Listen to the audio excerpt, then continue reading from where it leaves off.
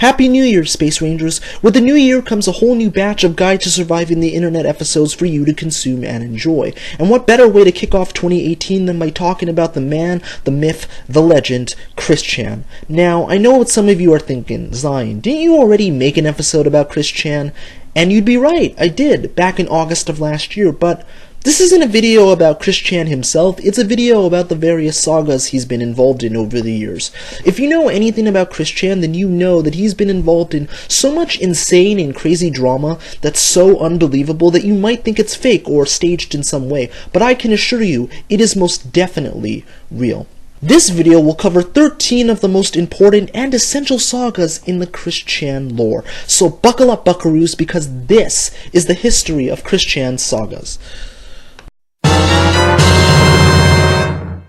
Our story begins in 2005 when Chris met the woman of his dreams, Megan Schroeder. Megan was one of Chris's few true and honest friends. While Chris did have a group of female friends in high school who he referred to as his gal pals, the only reason they hung out with him was because they felt sorry for him due to the fact he was always picked on for being in special ed. Megan differed from all the other women in Chris's life up until that point, and that was because she was actually interested in holding a conversation with him for more than 5 minutes. The two hit it off and became really close friends, but Chris always wanted something more. He didn't just view her as a friend, but as a girlfriend and potential future wife. To say he was smitten with her would be an understatement, but Megan was having none of it. Early on, she made it very clear she was not interested in having a boyfriend. This was because she had just gotten out of a relationship that ended in a messy breakup. Because of this, she was not interested in pursuing a romantic relationship with anyone, especially Chris. But this failed to deter him from trying to win her affections. On numerous occasions, he tried to win Megan over, hoping that she would eventually fall in love with him.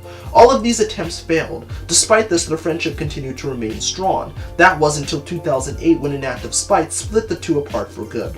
Trolls had drawn several explicit pictures involving characters from Chris's infamously bad webcomic Sonic Chew and uploaded them to the satirical internet wiki Encyclopedia Dramatica, purely as a way of mocking Chris. He was not too happy about this and set out to exact his revenge. And how did he do this? He drew a picture of himself fingering a naked woman and uploaded it to ED.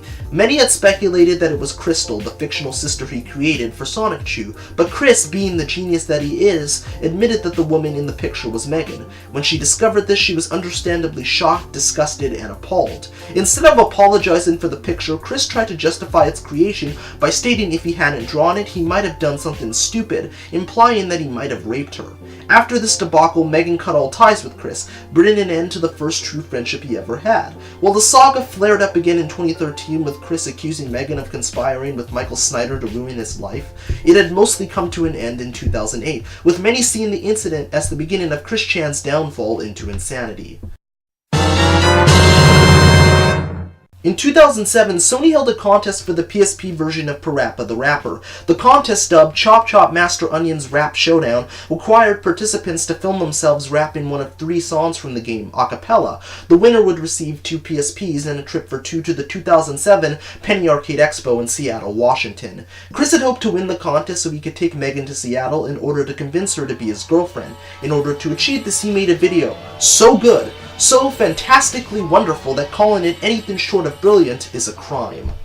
So here we go, we're gonna sing it now. Master Onion a la mode. Kick, punch, it's all in the mind. If you want to test me, I'm sure you'll find that you all things that I teach you sure to beat ya.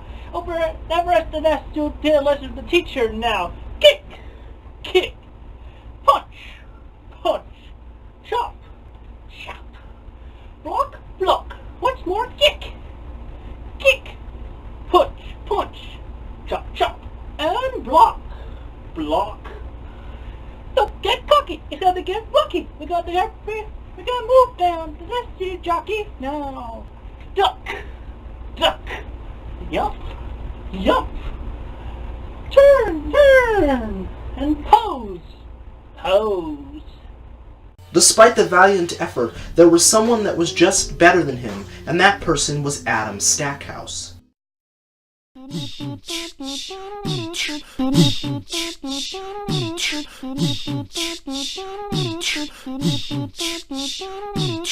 Every single day, stress comes in every way. I ain't got no time for nobody. My style is rich, dope, fat, and witch. We'll make a cake today that looks rich. Crack, crack, crack the egg into the bowl. Crack, crack, crack the egg into the bowl.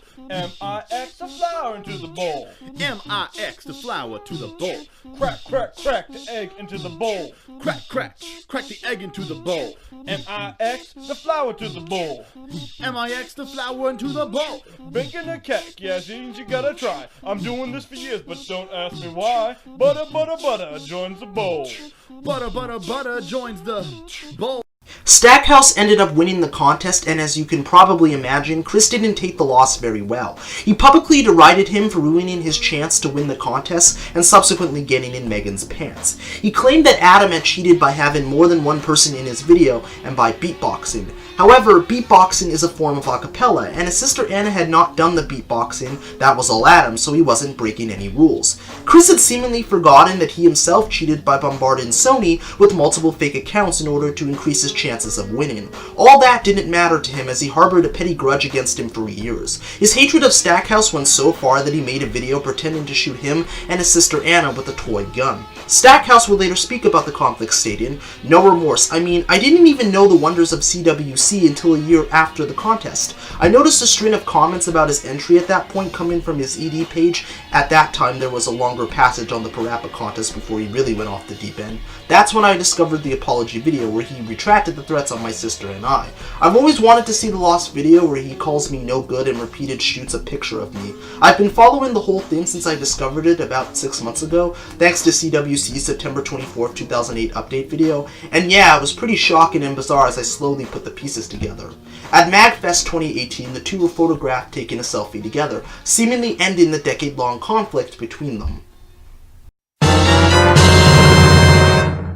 Chris was first discovered on the internet forum Something Awful, with many of the posters discussing various aspects of Chris's internet presence. At the same time, another infamous internet forum known as 4chan was also targeting Chris. Between the two sites, Chris Chan had generated so much interest that he became an overnight internet celebrity. One anon known as Jason Kendrick Howell wrote an ED article about Chris Chan, which was posted on November 6, 2007. Over the course of 2 years, the article was revised over 5,000 times and remains one of the most popular on the site to this day. When Chris first discovered the article, he made a video politely requesting ED to take it down, believing it was a simple misunderstanding. Such videos they have created demeaning web pages. All I ask of those people who are watching this right now is just take them down, please. I'm asking, as an innocent victim of misunderstanding, just take down your web pages or add them to positively better reflect my feelings as an individual, as a person, as a man who has suffered like most everybody in this world that we all live in. When it became clear that ED would not take the article down, Chris became enraged and vowed to take the site down with an information overload. The goal was to overload the site with so much information that the servers would crash. This is what resulted in the infamous She Came for CWC picture, and as we all know, it completely backfired and ruined his friendship with Megan in the process. Chris didn't take responsibility for drawing the picture, choosing instead to blame ED for ruining his friendship with Megan. Am I or Megan Schroeder still an iron? Which, by the way, she broke up with me so much long ago because the contributors to that ED page, you broke the emotional strength between us.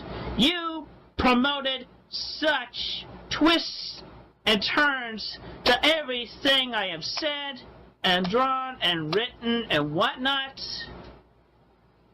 You broke up the best friendship, the best relationship, the closest I could ever have in this pitiful adult life. You did it! Every last one of you!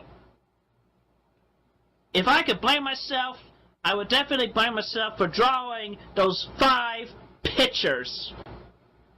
Those 5 drawings. And by the way, that is not Crystal, whose eyes are censored. That is Megan. The conflict was over as quickly as it began as Chris ended his war with ED in the late summer of 2008. The following year, ED publicly released a statement vowing to take the article down, and they did so for 24 hours before it was put back up the following day. That day was April 2nd. troll that went by the name of Blue Spike posed as one of Chris's sweethearts, a woman by the name of Julie. He used a really bad falsetto to make Chris believe he was a woman, and in typical Chris fashion, he fell for it hook, line, and sinker. The worst videos of Chris came from this saga, including one where he had sex with a blow-up doll and screamed, "Julie, Julie, Julie!" It all came to a head when Blue Spike finally revealed the truth. Chris? Yeah, I came back now. I wonder what happened there. I don't know. But this is... Can we talk with the fans for like 5 minutes? And then I'll tell you, please? I'm Actually, sorry. no. No, I'm ready to tell you. Okay. This whole time, Chris, you've been having sex with a 13-year-old boy, you sick fuck! What? Yeah, I'm a 13-year-old boy, Chris, and you've been having sex with me this entire time. I'm gonna give all your fucking data to Chris Hansen, you fucking pedo fork, so you better get the fuck out now, before I report you to the fucking feds. Many had questioned Blue Spike's methods and whether or not he went too far in his trolling of Chris. An ED user by the name of Wit gave his thoughts on the situation. If Blue Spike really is 13 years old, then we know who the real child molesters are. Hey, they made fun of you for doing Sonic recolors? Look at this guy! Hey, be one of the cool kids! Help this autistic guy jack off! Pretend to be a girl so we can videotape and record it! That's the real reason you were shitting it and called for a 30-minute silence just after, Clyde, Maze. At least you had the balls to say that it was you responsible in channel once. You know it's not going to be pizzas at 1 AM, and you know it's not a fucking cat. If Blue Spike really is 13, then you groomed a child to perform sex acts on a mentally retarded man for your pleasure. You're fucked, son. You both broke a lolcow, but there's a better sport now ruining your lives. And don't act like you don't care. I saw you shitting yourself all that night and the next, sending waves of members out to kill threads about it, or put in false names, just like your sock earlier in the page. Ready to have a seat over there? On August 23rd, 2011, Chris made a video claiming to know Blue Spike's real name, which was David. Julie! Julie! It's Ian Brandon Anderson! Julie! Hello, Ian. What is your last name, Brandon Anderson? Julie! And that's who we are calling out next. The person who pretended to be an adult woman, but yet was a little brat. He was also known as, with his alias, Mats and Blue Spike, but his real name is David, and he lives in California. And, Mr. David, you have until September 15th to come up with the apology video and leave me and my family and my friends at peace. Oh, and also in the apology video, tell everyone to stop making phone calls to me and say, Julie! Julie! And get rid and make sure that nobody ever calls me Ian Brandon Everson ever again, because that is not my name. You have until September 15th. Julie! The death of his father, Bob, a few weeks later halted these plans, and from that point forward, he lost any and all interest in exposing his former tormentor. Ivy O'Neill was a troll posing as another one of Chris's sweethearts. The saga started when Ivy asked Chris for a shout-out in one of his videos, which he ultimately did, but Ivy was not satisfied with this and went to Chris to complain. A day later, the two had a formal conversation where Chris, as he had done many times before, fed head over heels in love with her. In fact, he was so in love with her that he made a video about it, and it was just as creepy as you can possibly imagine. Hi, Ivy. I love you. I can't stop thinking about you. Anyway, for qualifications, I could say good morning, wish you a happy day, or I should go off to sleep. I could say good night. I'll be in your dreams. I love you.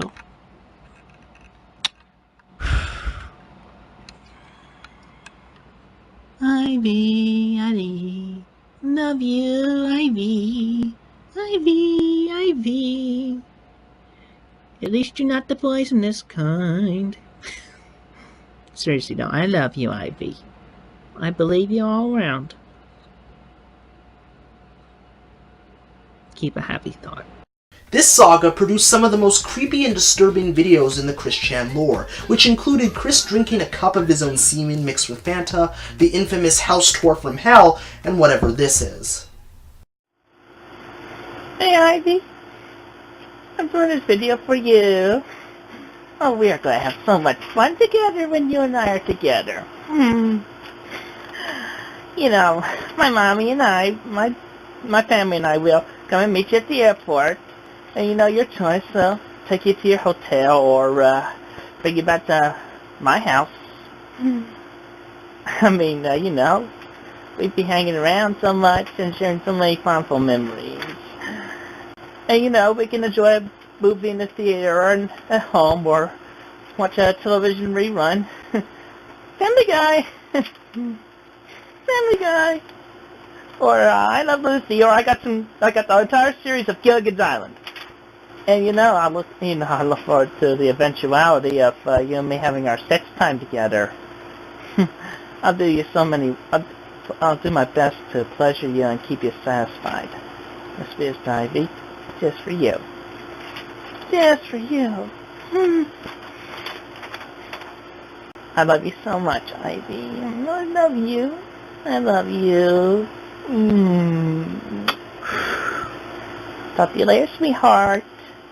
The Chandler family arranged for a trip to Boston to visit Ivy, but before that could happen, another troll by the name of Rocky Shoemaker presented them with an opportunity to investigate the trolls that had been attacking Chris. While they were only interested in investigating a troll by the name of Joshua Martinez, Rocky overruled them and looked into Ivy's background as well. When she discovered this, she accused Chris of betraying her and promptly broke up with him. 2 months later, Ivy allegedly committed suicide by hanging herself. Being the gullible person that he is, he believed the rumor, not realizing that Ivy, like his other sweethearts, was not real. In Sonic Shoe number 9, he described her death through a long wall of text, complete with her last name being completely misspelled. You know what they say, heartbreak can't buy you spell check. The GamePlace was a video game, comic book card, and toy store located in Charlottesville, Virginia. Chris was a frequent patron at the store from 2002 to 2008, where he frequently played the Pokemon and Yu-Gi-Oh! Card games. He was even a volunteer gym leader for the various Pokemon tournaments the store held. Chris's unique personality alienated and annoyed the store's management and patrons. He was a very sore loser, often getting into screaming matches with children and adults when he lost, which resulted in a few temporary bans. Frequent GamePlace patron Mims described one such incident. Chris yells at him, "I'm going to smack your effing face down," and TJ stands up like he's going to beat his ass. Chris shrinks back and says, "I mean your face down, monster." This near beating from an older black gamer by the name of TJ was due to a belief Chris had about black people. He was often distrustful of the young black kids who played Pokemon and Yu-Gi-Oh!, believing they would steal his cards. Other examples of Chris's obnoxious behavior included bringing his own game consoles and hogging the TV for hours on end, singing along to Britney Spears loudly, and throwing temper tantrums. The straw that finally broke the camel's back was an incident on June 6, 2008, where Chris got into a screaming match with a young black child. One of the managers, Michael Snyder, had finally had enough and permanently banned Chris from the store. A month later, Chris wrote an email to Snyder in an attempt to get unbanned, but Snyder stood his ground and the ban was upheld. He would make several attempts to get unbanned, but all of them failed. Chris's father, Bob, believed that Snyder, along with several others, had been conspiring in a campaign to torment Chris, which is something he made very clear in this August 2010 phone call. Well, basically what happened was he came in, he wanted to speak to our manager, Mike, about getting himself unbanned. Mike refused to speak with him about the matter. That threw him out. Mike's been persecuting him for years, and I don't like Mike. I'd like to speak to the owner of the place. I think lives up here, up the road from me, in Madison or somewhere. This whole thing was a sir, the point is in the very beginning with my son. Now, I didn't like it sir, then, and I still don't like it. Now, what happened in June? Sir, Mike and Megan are the ones that conspired together with a couple of other people, kids there, I think were gay, to persecute and torment Christian for years. Okay, I don't like Mike. I'd like to talk to the owner of the store. I could really feel him about the people he employs there. On October 28, 2011, Chris and his mother Barb showed up at the store and were both spotted by Snyder when Chris took a picture of him. They then proceeded to run him over with their car and fled the scene. They didn't get far though and were arrested by the police a short time later.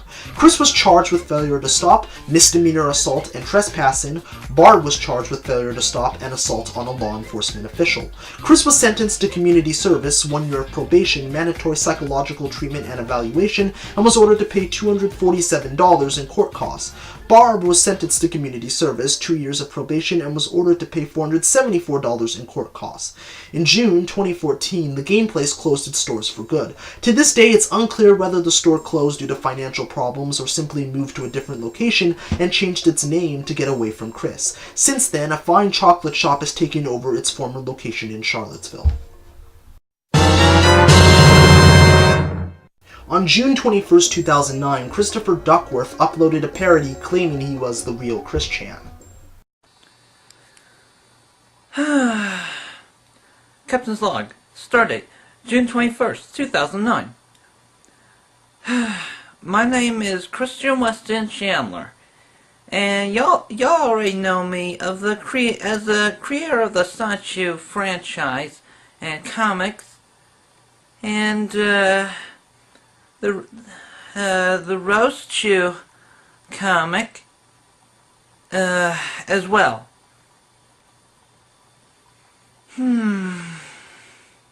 Liquid Chris nailed Chris Chan's mannerisms down to a T. The medallion, the striped shirt, the weird speaking pattern, and the Star Trek-style captain's log. In hindsight, it's obvious to see that this is a parody done by someone who's just looking to have a laugh. Have a guess how Chris reacted.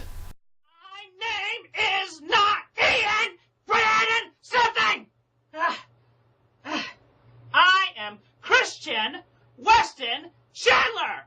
Liquid claimed that he was the real Kristen Weston Chandler and that the Kristen Weston Chandler everyone had known up until that point was an imposter named Ian Brandon Anderson. The real Chris Chan, aka Solid Chris, was not happy about his imposter. Do not buy from the imposter. He is crappy and his nasal voice is just downright awful. Also, if I wanted to buy paper, I'd go to Walmart and buy 500 full 8.5 times 11 sheets for about $5. His church? He must live in frickin' Ohio with Julie. Never drives greater than 7 hours just to even visit Wesley Memorial in Virginia. Fuck him to hell. Hey, dumbass, you wish you were me. I would say you are stuck in minus second gear. I am calling you out. 14 Branchland Court, Ruckersville, Virginia, before August 2nd, 2009. If you really want to be me, then come face me. Oh, by the way, your nasal voice is more grating than the word naive and metal nails on the chalkboard. But naive is even worse than nails. You are a nerd and a wimp. Have a good day, Christopher Kristen Weston Chandler. All of this led to a back-and-forth slugfest that would result in the most entertaining saga in the Chris Chan lore. And then on August 15th, 2009, it suddenly stopped. Captain's log, stardate August 13th, 2009. Tell them your name. Christian Weston Chandler. Are you the real Chris Chan? Yes. No!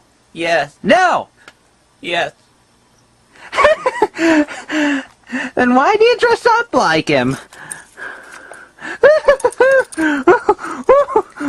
It's a symbol so we don't have to be afraid of scum like you, Ian. Oh, you do, Christian. You really do. Huh? Yeah. Oh, shh. You think you've made Quickville a better place? Look at me. Look at me! You see, this is how kicking me in the balls works out. I would tell you right now I was coming for you. And now, since I finally have you, I'm gonna give you that piece of my mind I told you about there. Peace, Christian Weston Chandler.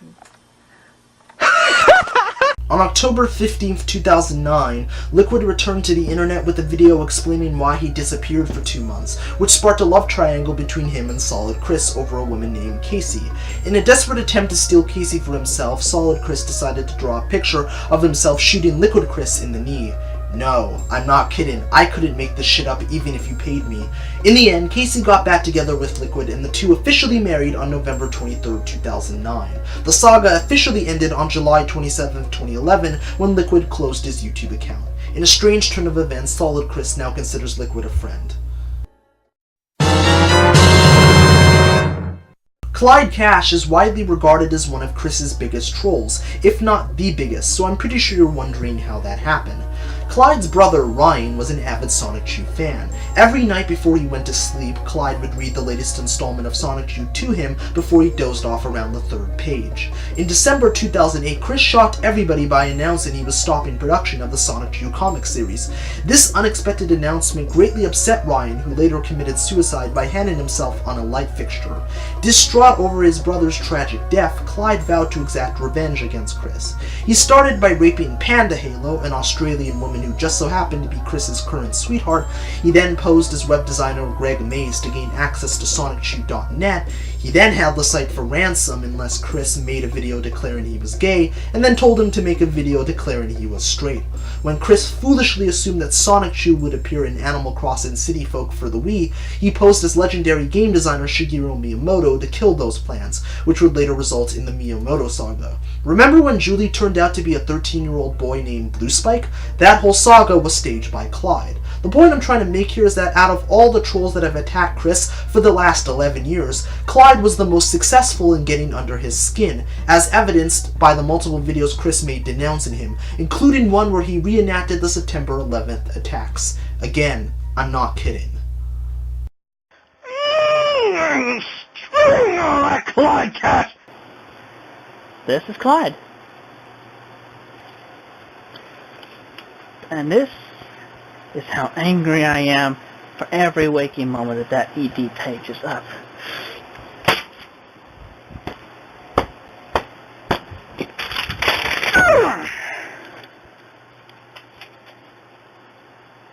Oh, and how about that time I raped your sweet Australian panda bear? You son of a bitch!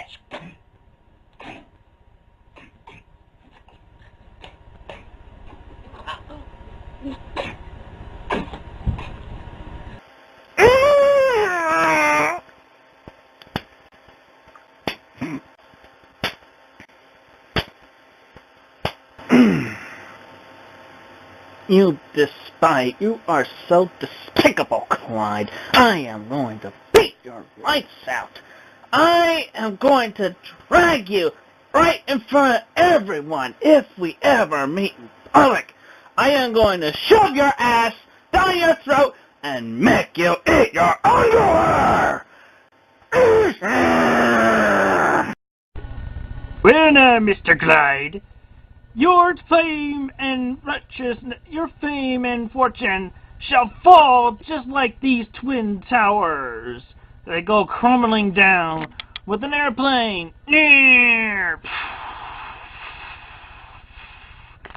You are weak. I'm the strong one.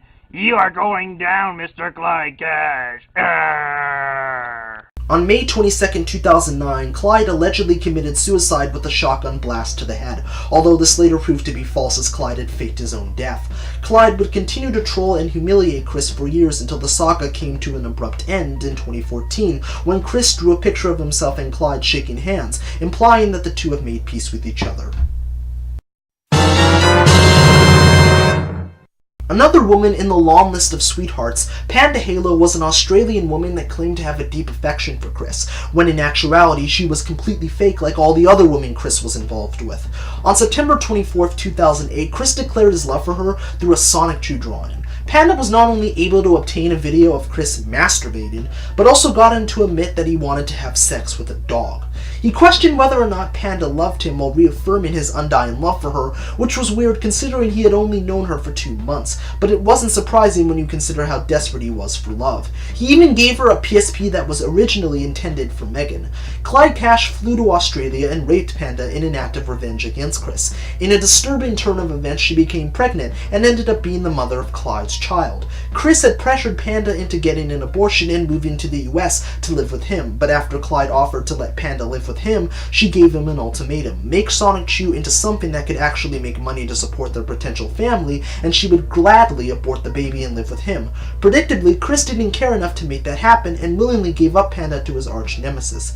Panda was rumored to have died in the Black Saturday brush fires, which killed 173 people. As expected, Chris was heartbroken over this.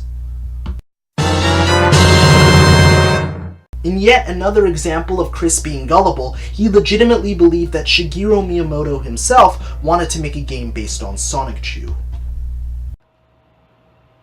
Ohio, Mr. Miyamoto-san. I have decided to do this video standing up as I felt it more appropriate, so that I could also allow myself to bow for your presence and such. Anyway, I have checked my email account. No trolls have sent any slanderous emails or any emails, or nobody has hacked my AOL account of chrischansonichu at AOL.com. So you're still talking to the real Christian Weston Chandler. Believe me. And also, I've sent you a nerd. Also, I could also further prove it. My driver's license. I cover my number on there. But if you look closely enough, if you look at in one point of view, you can see the Virginia and the state numbers on there. Clyde Cash was able to successfully impersonate Miyamoto by pretending that Nintendo actually had interest in making a Sonic Chew game, in the hopes of getting Chris to fly down to Nintendo of America's headquarters in Redmond, Washington, so he would be rejected by Nintendo themselves. Believing this was a sure thing, Chris sent an email to Miyamoto. Mr. Miyamoto, I am honored and humbled that you wish to see me in person. I'm afraid that my family and I are not as financially well off as possibly assumed. If you wish me to come to Redmond and I have dreamed of traveling to the NOA company in my lifetime, I must ask for compensation of round-trip airfare and other required necessities for automobile travel from the airport to NOA and anything else pertaining therein. Thank you for your support. Peace, Kristen Weston Chandler. Please check for the nearest airport from my point A from my home address of 14 Ranchland Court, Ruckersville, Virginia 229-689-545. I recommend the airport on Airport Road. I do not remember the airport's name. My home address can be looked up on MapQuest.com. Alright, I'm going to check with my family who I live with to see if we can afford the airfare before reimbursement. I am 26 years old and capable of making my own decisions, yet I'm currently dependent from my family's and my social security for my high-functioning autism income. It would be appreciated if y'all can book the flight for me because I'm unsure about my family's current financial status and my socials being saved for my own bills. I did look up the round trip on Delta.com. $771 rounded up is most likely more than my family can afford after their own bills and personal necessities. Peace, Christian W. Chandler. These emails would go on for over 2 weeks before Chris eventually realized that Miyamoto was being impersonated by a troll. That troll just so happened to be his arch nemesis Clyde. Blanca Weiss was the love child of YouTube trolls Ricky Ricardo123, Nurse Icky-chan, and Icarus69. Their goal was to obtain the prized Sonic Chew medallion, and they did so via a package, and it resulted in one of the greatest videos of all time.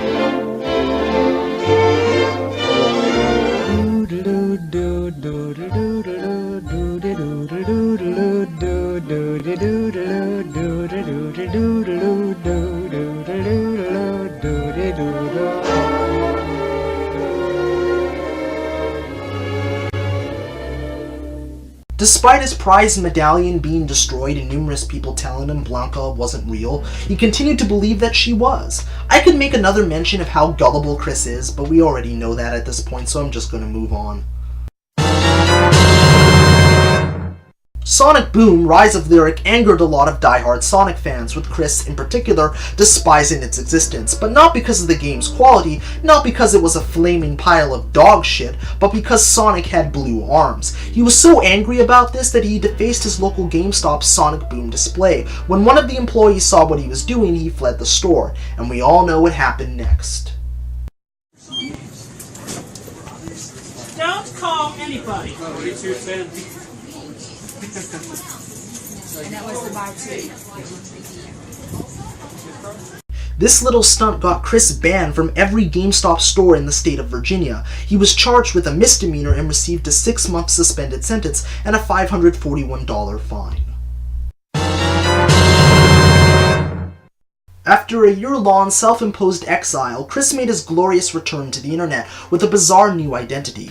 Chris had started to identify as a tomgirl, with various pictures showcasing him wearing more feminine clothing. Some had believed Chris had become insane, while others believed it was a ploy for attention. It had become obvious that after years of pining for women that turned out to be fake, he simply decided to become a woman himself. Like everything he does in life, Chris was incredibly open about his tomgirl transition. He joined the Tomboys and Tomgirls of Virginia forum, made several videos in his new persona, and even came out to his parents. In hindsight, Chris coming out as a tomgirl shouldn't be surprising, considering in the past Chris wore muscle bras and went as far as to say every dude should wear them by law. He also admitted that he enjoyed wearing women's underwear and had a cross-dressing fetish in the years before he became a tomgirl. As I mentioned before, Bob and Barb were not exactly thrilled about Chris's new identity. In a forum post that was written on May 29, 2011, Chris talked about how his parents reacted to his coming out.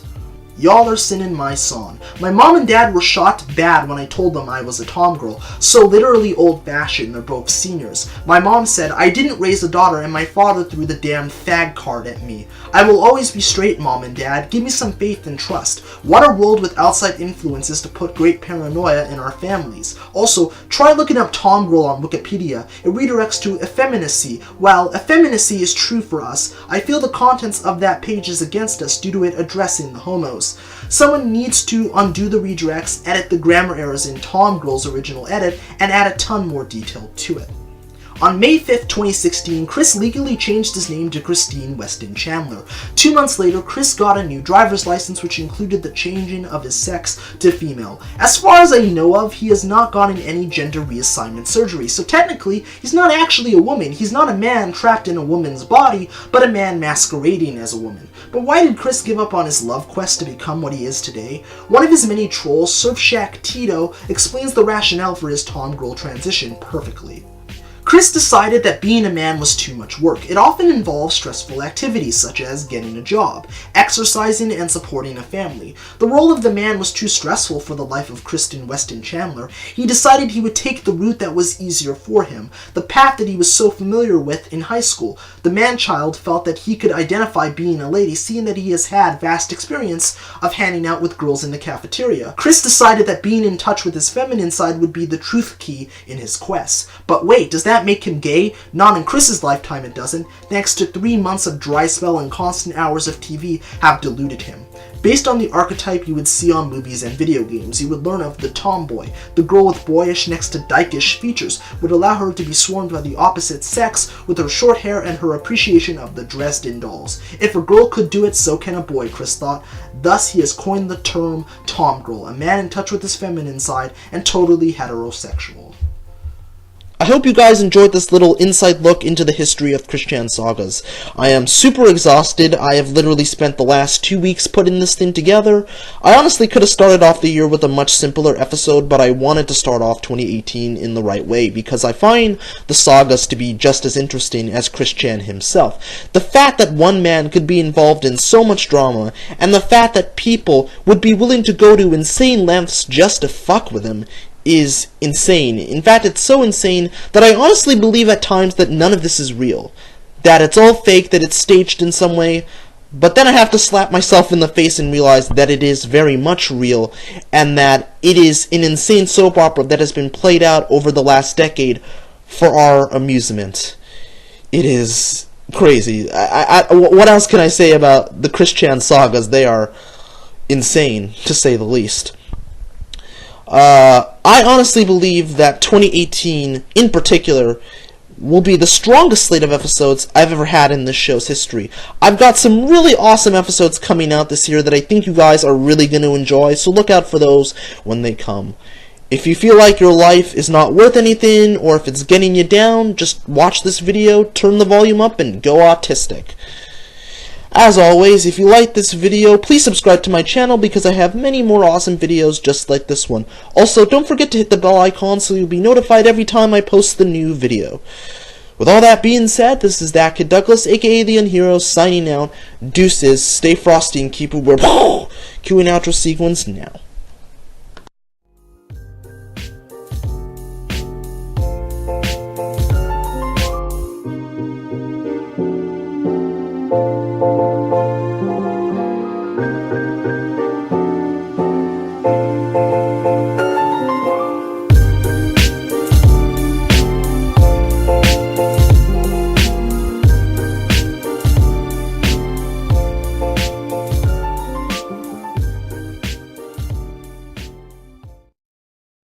Black dude and the Mexicans and Donald Trump and the sauces. What about the sauces time?